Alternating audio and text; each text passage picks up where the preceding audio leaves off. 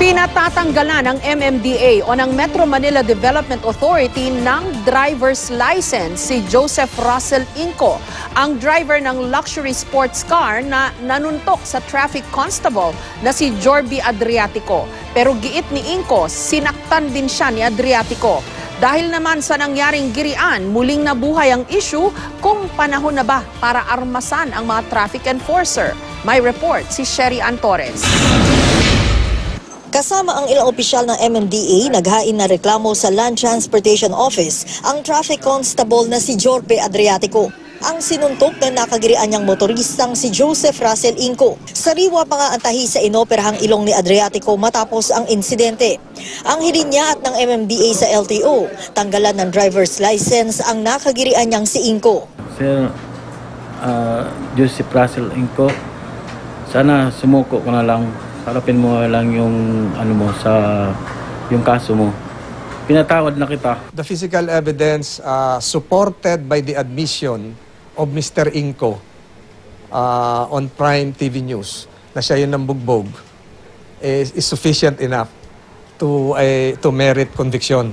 Inirekomenda rin ng House Committee on Metro Manila Development na patawan ng panghabang buhay na driving ban si Inco.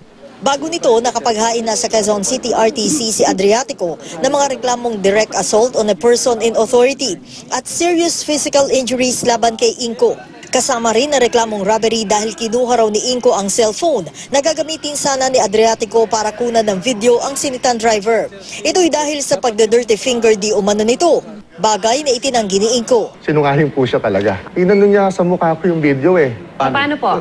Ginanon niya eh. Kasi ginanon niya sa akin. Doon ako napi ko na lalo. So, itinabig ko talaga. Okay. Tapos Pero start nun. may kwentong dinerty finger mo eh. Kaya pinapaulit, kaya kanya binibidyohan. Ay wala po akong ginagawang dirty finger sa kanya. Giit pa ni Inco, sinaktan din siya ng traffic constable. Hinampas niya yung mukha ko eh. Sinampal niya ako. So, nagpa-medical legal din naman ho ako. At saka meron kaming nakikita dyan, ano? At saka ito pong naging gasgas ko po, medyo gumaling na po eh. Buti nga po, maliit lang naman po. Paliwanag ni MMDA Chairman Francis Tolentino, bahagi raw talaga ng kanilang sistema ang pagkuha ng video. Iniengganyo sila ni MMDA Chairman Francis Tolentino na kumuha ng cellphone video para doon sa mga pasaway na motorista na lumalabag sa batas trapiko. Ginagamit nila itong ebidensya lalo na kung ang pinangyarihan ng insidente walang CCTV camera, kagaya nito. Nandun yung paparahin mo sila, isa-swerve nila, bibilisan nila yung speed ng takbo nila, tapos iwawas-iwas sa tabi mo. How many times na sige, bahala ka.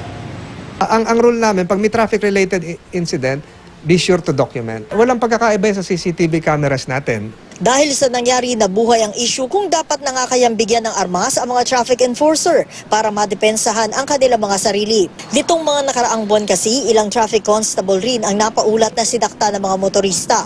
Pero sagot ni Tolentino, parang mahirap kasi, di ba, kailangan ng pagsasanay, di ba, parang ganon. So, tama na siguro yung martial arts, baka lalo makasama eh. Sherry Ann Torres, GMA News.